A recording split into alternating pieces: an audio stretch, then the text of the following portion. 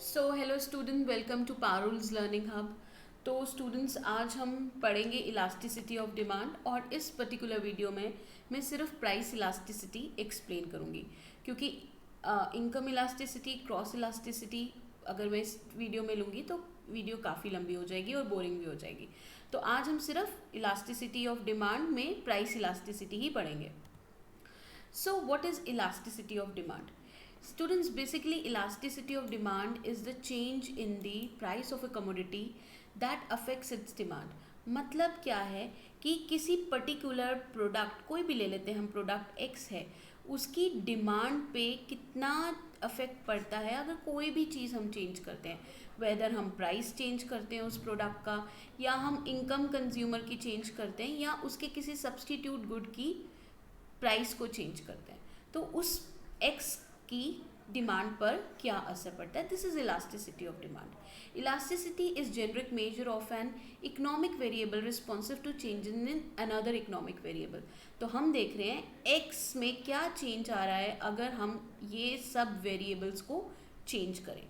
तो students, basically there are three types of elasticity of demand. Number one is price elasticity of demand, another one is cross elasticity of demand, and the third one is income elasticity of demand. तो हम price elasticity को PED से भी denote करते हैं, जो price P से price है, और क्रॉस सिग्निफाई करता है एक्स सिग्निफाई करता है क्रॉस इलास्टिसिटी ऑफ डिमांड। और जब मैंने आपको डिमांड में बताया था कि इनकम को हम वाई से एक्सप्रेस करते हैं, तो वो हम इनकम इलास्टिसिटी ऑफ डिमांड को स्टडी करेंगे। ठीक है, तो सबसे पहली इलास्टिसिटी ऑफ डिमांड की जो अगर हम बात करें, that is price elasticity of demand. So what is price elasticity of demand? It is the percentage change in the quantity demanded of goods और service divided by percentage change in the price. अब हम इसको mathematically इसी ही चीज़ को, ये जो ऊपर मैंने कही है, इसी ही चीज़ को हम मैथमेटिकली फॉर्मूला वाइज लिख लेते हैं. That is percentage change in quantity demanded divided by percentage change in price. मतलब डिमांड में कितना चेंज आ रहा है अगर हम चेंज करते हैं प्राइस में. तो इसका फॉर्मूला है, ठीक है, इसको हम EP से डोनेट करते हैं. That is elasticity of price elasticity of demand is equal to delta Q upon Q divided by delta P upon P. ठीक है, अब आप बोलोगे डेल्टा क्यू क्या है? डेल्टा क्यू है change in quantity demanded, and Q is the original price multiply by original price divided by change in price. For example हम लेते हैं कि किसी भी प्रोडक्ट है, उसकी जो प्राइस है पहले थी ₹10, अब हो गई है ₹9, और क्वांटिटी डिमांडेड में भी चेंज आएगा. अब सपोज़ कि पहले जब 10 रुपये थे तो हम 100 यूनिट्स लेते थे उसकी, अब जो है 9 रुपीज़ हो गया तो हमने 120 यूनिट्स जो हैं वो ख़रीदना स्टार्ट कर दिया. Now we know the formula, we will put all these values in the formula. तो हम इलास्टिसिटी ऑफ प्राइस निकालेंगे कैसे? Delta Q. Students, delta Q क्या है? Change in quantity demanded.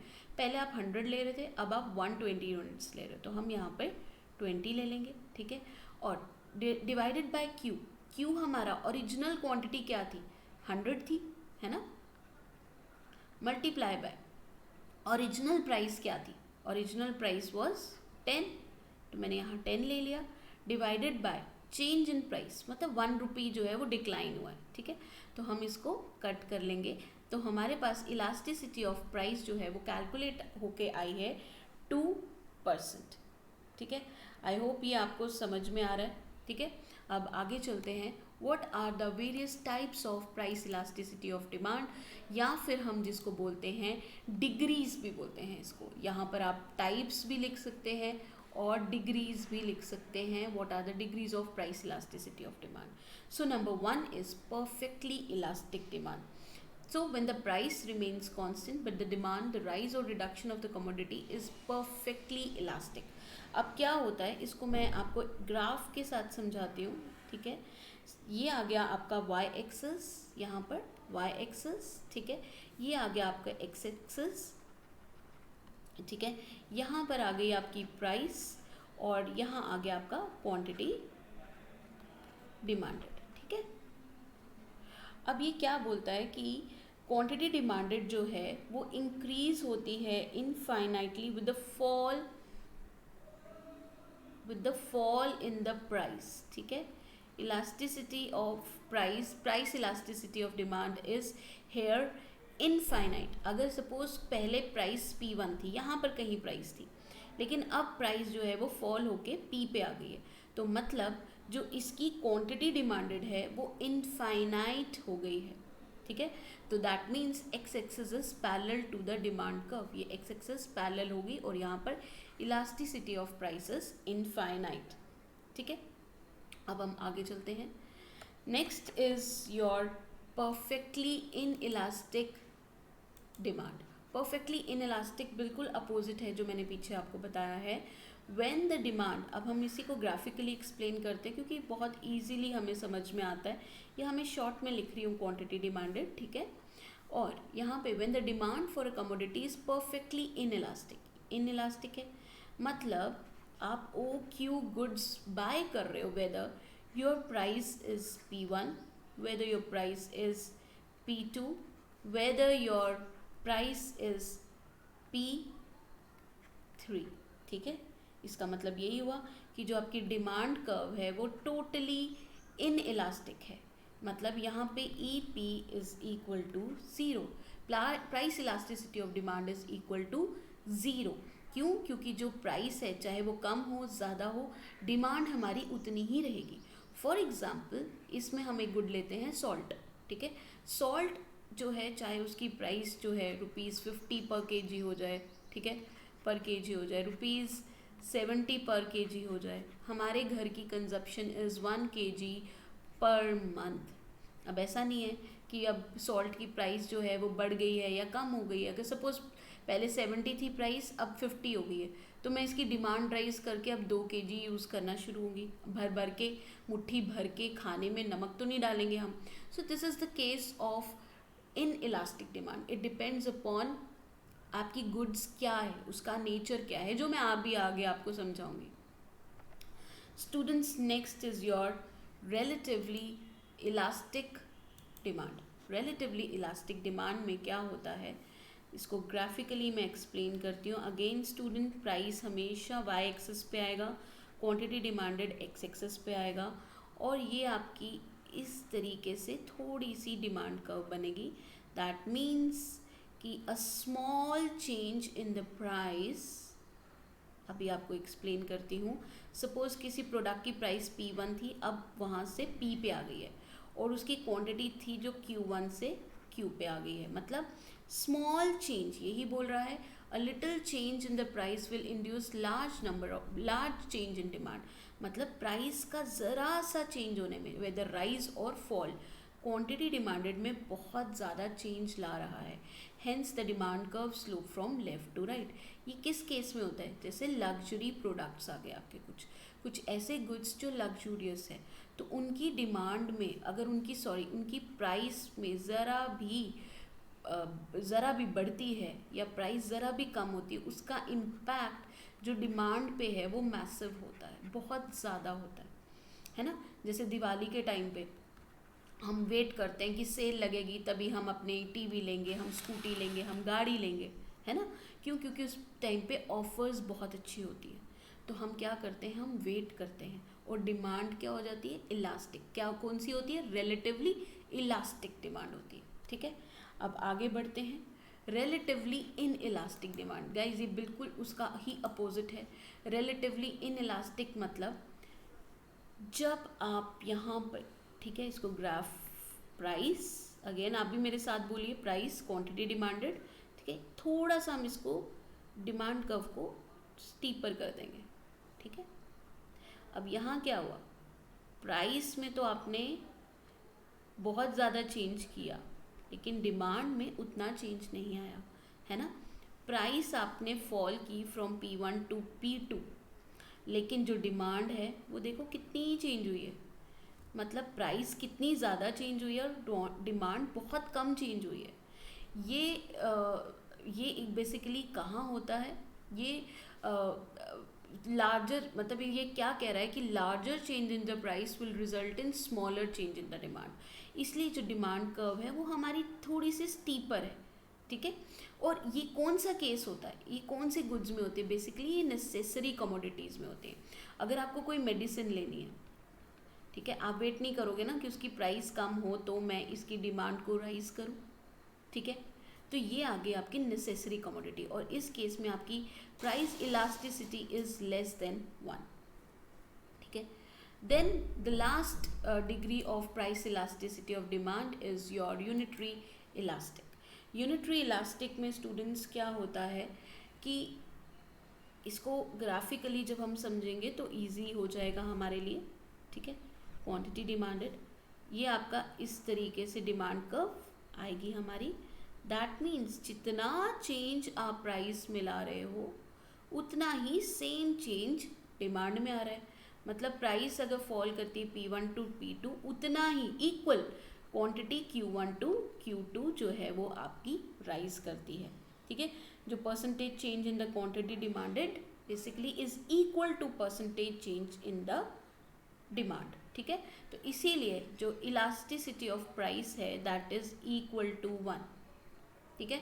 जो आपकी डिमांड कर्व है वो बेसिकली यहाँ पर क्या है, is a rectangular hyperbola that slope from left to right. और ये किस केस में होता है, ये कंफर्ट गुड्स में होता है। कंफर्ट गुड्स कौन से होते हैं, जैसे आपके टीवी, आपकी कार्स, ठीक है। अगर इनकी जितने प्राइस में इफ़ेक्ट आएगा उतना ही इफेक्ट इनकी डिमांड में सेम आता है, तो हम इसको बोलते हैं यूनिटरी इलास्टिक, ठीक है स्टूडेंट्स। तो ये थे कुछ डिग्रीज, ठीक है। आई होप आपको समझ में आया होगा। अगर आपको नहीं समझ में आया तो आप ये वीडियो एक बारी दोबारा देखिए, आप एक बार देखेंगे तो आपको समझ में आ जाएगा। तो हमने पढ़ा, सबसे पहला नंबर 1 वॉज परफेक्टली इलास्टिक, मैं शॉर्ट में लिख रही हूँ परफेक्टली इलास्टिक। यहाँ पर elasticity of price is infinity. Number 2 was perfectly inelastic, ठीक है, परफेक्टली इन इलास्टिक, इसमें price elasticity was equal to 0। Then मैंने थर्ड आपको डिग्री कराई रिलेटिवली इलास्टिक, यहाँ मैं शॉर्ट में लिख रही हूँ, ठीक है, रिलेटिवली इलास्टिक, जहाँ पे price elasticity was greater than 1। Then fourth was relatively inelastic, इसमें आपकी elasticity of price is less than 1, Fifth, last was unitary elastic. Here elasticity of price is equal to 1. Okay. Now students, the next thing is what are the factors that affect the price elasticity of demand. ऐसे कौन से factors हैं जो price elasticity को affect करते हैं. Basically number 1 is your nature of commodity. आपकी commodity की nature कैसी है. देखो, या तो आपका product जो है वो necessity good है, या comfort good है, या luxury good है. देखो, जहाँ पर necessity की बात होती है, अभी मैंने पीछे भी बताया, necessity में inelastic demand होती है, समझ में आ ही गया होगा. जैसे कि सॉल्ट, शुगर, ठीक है, आपकी राइस, ठीक है, इनकी इन इलास्टिक डिमांड होती है. मतलब इनकी प्राइस आप बढ़ाइए या इनकी प्राइस कम करिए या इनकी प्राइस बढ़ाइए, इनकी डिमांड पे देयर इज नो चेंज, ठीक है. Then come the comfort good. Comfort goods वो गुड्स होते हैं, जैसे मैंने अभी पीछे बताया, आपके कार्स, टीवी, ठीक है, ये सब आ गए इस कैटेगरी में. तो यहाँ क्या होती है, इनकी जो डिमांड होती है दैट इज इलास्टिक. इलास्टिक मतलब प्राइस में अगर प्राइस बढ़ती है तो डिमांड कम होती है, और अगर प्राइस कम होती है तो डिमांड बढ़ती है, ठीक है. देन कम दी लग्जूरियस गुड्स. लग्जूरियस गुड्स की एग्जांपल ले लो आप, डायमंड्स, ठीक है, डायमंड्स ले लो, कुछ प्रीशियस स्टोन ले लीजिए आप, ठीक है. ये सब आपकी लग्जरी आइटम्स हैं. तो इसमें क्या होती है, इनकी जो डिमांड होती है वो लेस इलास्टिक होती है. कौन सी होती है, लेस इलास्टिक. इतनी इलास्टिक नहीं होगी जितनी कंफर्ट वाली होगी. क्यों, क्योंकि कुछ अमीर लोग ऐसे भी हैं, जब प्राइस बढ़ेगी, सपोज कोई स्टोन है ऐसा, कोई ऐसा जेम है जिसकी प्राइस बहुत हाई है, तो वो डिमांड भी उसकी वो बढ़ाएंगे, क्योंकि उनको कोई फ़र्क नहीं पड़ता कि उसकी प्राइस कम हो, बिकॉज उनके पास इतना मनी है कि वो ईजिली बाय कर सकते हैं. तो ये कुछ लग्जूरियस गुड्स होते हैं जो कि लेस इलास्टिक होते हैं, ठीक है. Next is availability of substitute. So students, आपकी अवेलेबिलिटी ऑफ सब्सटीट्यूट का मतलब क्या है? Demand for a commodity with larger number of substitute will be more elastic. मतलब कोई प्रोडक्ट है एक्स, ठीक है, उसके जितने ज़्यादा सब्सटीट्यूट होंगे उसकी डिमांड उतनी ही इलास्टिक होएगी. मतलब अगर ये नहीं मिल रहा तो मैं ये ले लेती हूँ, ये भी नहीं मिल रहा तो मैं ये ले लेती हूँ, ये भी नहीं मिल रहा तो मैं ये ले लेती हूँ. ठीक है. अब इस केस में क्या होगा? अगर सपोज ये एक कोई ड्रिंक है, ठीक है, इसकी प्राइस है फॉर सपोज ₹20 और इसकी प्राइस है इक्वल टू ₹25. ठीक है. अगर अब इसकी प्राइस कम है, हम देख रहे हैं दोनों में इसकी प्राइस कम है, तो लॉ ऑफ डिमांड लगाओ, डिमांड इसकी बढ़ जाएगी क्योंकि ये सस्ता है. इसकी डिमांड पे क्या असर होगा? इसकी डिमांड कम हो जाएगी, है ना. तो मतलब जितने एक प्रोडक्ट के सब्सटीट्यूट होते हैं तो उतना मेरे पास ऑप्शन है कि मैं सस्ती वाली चीज़ ले सकती हूँ. राइट. ये हम डेली रूटीन में भी हम फॉलो करते हैं. Right. Then next is your income level. ठीक है. तो elasticity of demand for any commodity is generally less for higher income groups in comparison to people with low income.